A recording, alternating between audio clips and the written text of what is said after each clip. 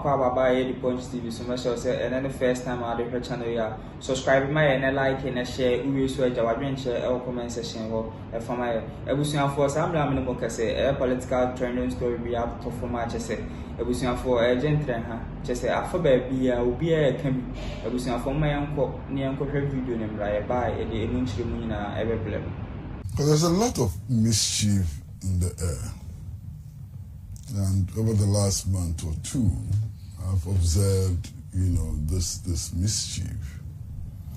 And it's about people cooking up stories, faking letters and statements, and putting it on the world with the intention of creating discontent and so on. I mean, I was a victim, about 6 weeks ago, when a statement was attributed to me that I was complaining that NDC activists were after my blood and so on. And completely, absolutely fake. And then last week, there was this letter reportedly signed by His Excellency J.Mahama announcing his cabinet, and so on. And the mission was very clear. It was so very clear. The intention of that letter was clearly to sow seeds of discord, in the party and in the campaign.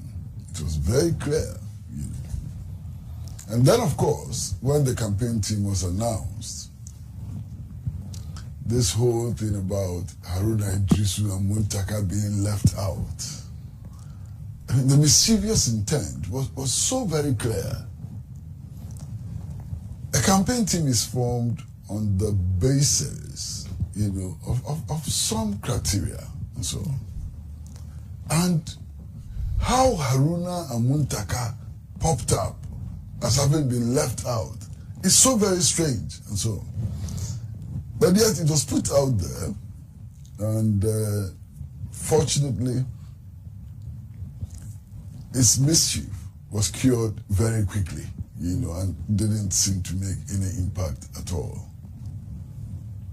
But Sana, I'll be honest, as I always try to be, there's a problem with the campaign team announced. It's a huge problem. You see, you take the running mate of President John Dramani Mahama, and she brings many things to the table. But key amongst the things that she brings to the table is the gender question, the empowerment of women. It's key. Key amongst them is a role in education and so on. What in this campaign team reflects that? Nothing. Look at her campaign team. Why the women in her campaign team? Where are the women in Professor Nana Opoku Ajiman's campaign team? It's a male-dominated campaign team. It takes away some of the message. You understand? I've known my friend and brother Ejeni Boating over a very long time. He has a very quiet disposition. He's a gentleman and so on.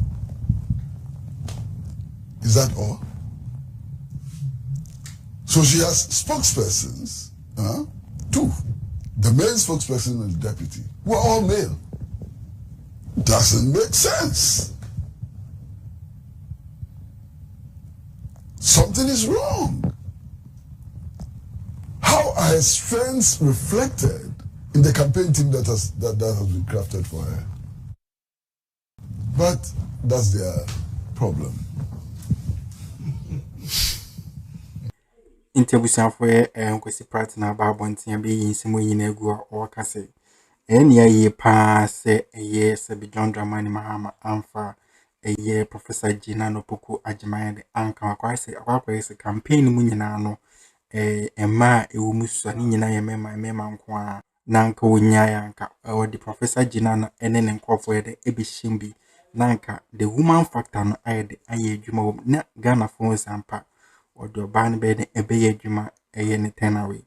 Now, one she then went very disappointed prior than getting was after that, and your friend in chimney and rested we see a comment the air could you black a defa a NPP say or more from a year manager padiano. Send a bit to just a hotels I would know. Brian Champoni any person Tomano Waka Simple hotel keke muntimi manage nyason faso Jubilee House and I'm with my manage. Simple hotel muntimi manage my profit ba Ghana nyina na with my manage. I'd like to commend Honorable Samuel Okujato Ablakwa, Honorable Ricketts Hagen, and the many other people who have joined this struggle to ensure that those we elect to manage state assets do not leave office with those assets in their pockets. Clearly, the issue at stake is not whether or not the state hotels are being properly sold or improperly sold. That's not the issue. It is not the issue. The issue is not whether or not they've been properly valued or undervalued or overvalued. That's a non-issue in this discussion. The principal issue is that people we elect into office to manage public assets should not leave office with those public assets in their back pocket. Finish. It is not complicated at all. It's a very simple issue. And this morning, to be quite honest with you, I've seen my brother Nee struggling all over the place and so on. The issue is so simple. It's not as complicated as you want to make it look. We have elected a government. Make sure, the mandate of every government is to make sure the state assets are so well managed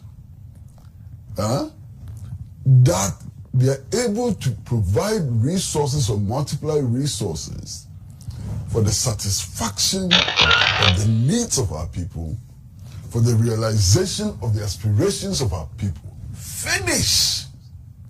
Nothing more, nothing less.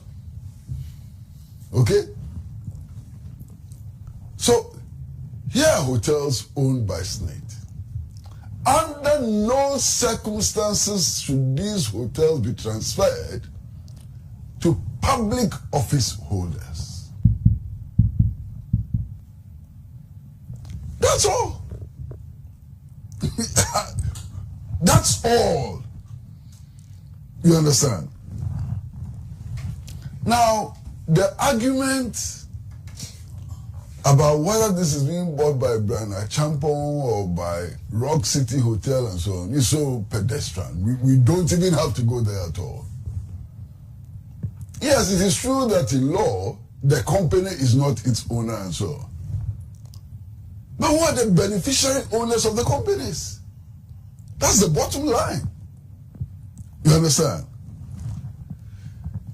It is clear that the disposal of public assets are decisions which ultimately will end up in cabinet. Okay? Especially in this particular case. So, whether or not there's a conflict of interest he knew or didn't know and so on is completely irrelevant. His position as a member of the cabinet should disqualify him from acquiring those assets. Finished. Nothing more or less. I hope it's very clear. Nothing more or less. Now, I'm worried about a certain development. And that development is simply about what others have described as state capture. It's It's not just about the snake hotels. It's about many things. It's about how the vigilance of our people stopped the privatization of the Electricity Company of Ghana. That's one of the key issues in this discussion. This discussion is about how, in the twinkle of an eye, government bungalows, have ended up in the hands of elected officials. And for me, it's an eyesore. If you go to cantonments, what is happening there is an eyesore. Government bungalows being broken down, monstrous structures being built and so on. And if you ask questions, change of ownership has changed from the state to individuals who have entrusted with responsibility for managing the state. That's a problem. It's a huge problem. I mean, my brother, Mr. Apia Dankwa, linked it up to even the recruitment of persons into the security services and so on. Yes, it is linked. It is state capture, it is linked. I mean, one of the things which I found most horrifying happened last week. When we woke up one morning and were told that the National Investigations Bureau has conducted an opinion poll to help the new Patriotic Party decide on who should be the running mate. I mean, I was so shocked. You understand? And I asked very simple questions. Has this survey been done for the NDC? Has the National Investigations Bureau found it necessary to help the NDC decide who the best running mate should be? Has it done the same for the Convention People's Party? Has it done the same for the People's National Convention and so on? And mind you, these surveys cost resources. Those resources belong to the state. So when those resources are expended for a political party and so on, it does raise many ethical questions and so on. Okay? So that ought to be our worry. Yes, there's been a massive demonstration. Many people attended that demonstration. That demonstration is an expression of the outrage of the public. And I noticed that the people who participated in that demonstration came from the Ghana Federation of Labour, they came from the TUC, they came from other organized labor sources and so on. Okay? But is that the remedy? That is not the remedy. That is a way of drawing attention to the problem. But eventually the remedy is to put in place measures which stops elected public officials from grabbing state assets. And that is why I'm happy that there is talk of some legislation coming up to stop political office holders from taking over these assets. You understand? Now, again, the issue of privatization of state and public enterprises comes up again. Look, we know of what the Nkrumah government did, the import substitution program and so on. We know of the numerous factories which were built. At a certain stage, Ghana was producing television sets, radio sets, refrigerators, deep freezers, what have you? Matches, cutlasses, and so on. Today, as a result of reckless privatization of public assets, all of these factories and so on have collapsed.